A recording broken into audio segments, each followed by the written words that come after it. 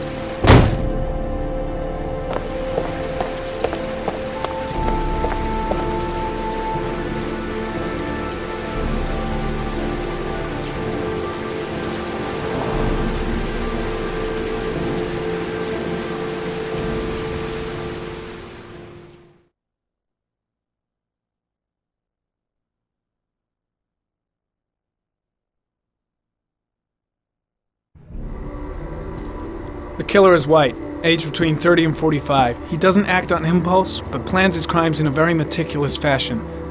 He doesn't have anything personal against the victims. That's why he covers their faces with mud, to make them anonymous. Why does he kill them if he doesn't have anything against them?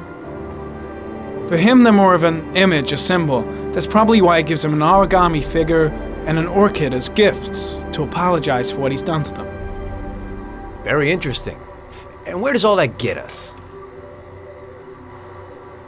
The best way of tracking a predator is to be familiar with his behavior. That may be true in novels, but there's a child's life at stake here. Continue, Jaden. Then I studied the geographical distribution of the murders. Generally, a killer commits his first murder near to where he lives, so he has a safe place to flee to if any complications arise. The more confident he becomes, the further he roams from his base. By analyzing the locations where the victims disappeared, I was able to isolate a zone where the killer might live. And what size is this, zone? For the moment, about 10 square miles. Oh, great. There must be 10,000 people live in that sort of area. You gonna question them one by one? The more clues we get, the more we can reduce the zone. We can then cross-check it with our list of suspects and identify the killer. One detail attracted my attention. The interval between the time when a victim disappears and the time when the body is found ranges from 3 to 5 days. But the rainfall is always at 6 inches, give or take 10%. What on earth does that mean? All the victims were drowned in rainwater. The killer kills only in the fall when there is plenty of rain. It could be that he puts them in some sort of well or tank that is open to the skies and that fills up with rainwater. The more it rains, the less time the victim has to live. So what's next? There are 2 suspects whose psychological profile might fit and can be connected to the comfort zone. I'd like to question them. God damn it. We're wasting our time with this bullshit. The killer's out there somewhere, and we gotta get off our asses and find him. The killer is no ordinary murderer. He is intelligent, organized, and methodical. You won't find him by patrolling the streets. Tell me, Agent Jaden, did you get your vast experience on the job, or did you just fucking read about it in some school book? I came here to find a killer. And that is exactly what I'm gonna do. With or without your help. Fucking asshole! That's enough! You said it took 6 inches of rainfall before the victim died. How much time do we have left? If the weather forecasts are right, less than 72 hours.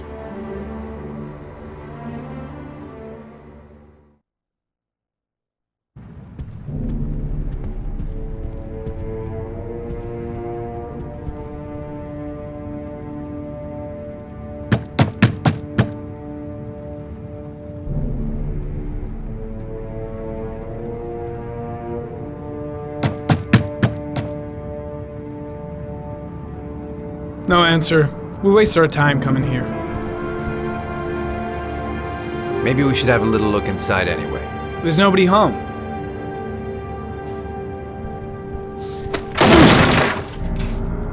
There is now. I'm not sure that's entirely legal. Call the cops.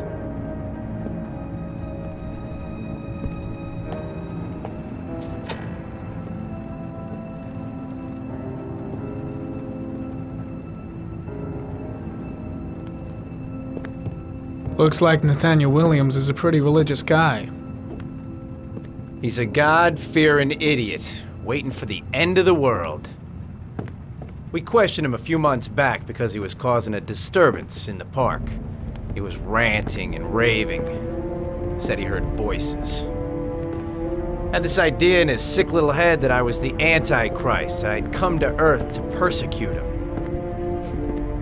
Real twisted.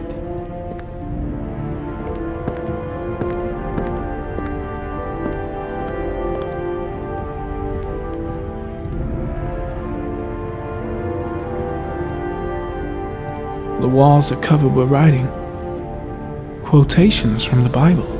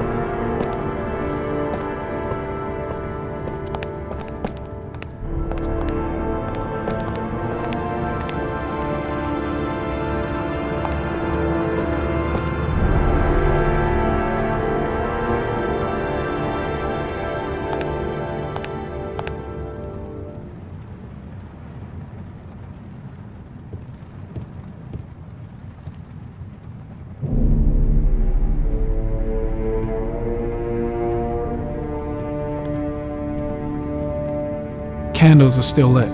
He should be back soon.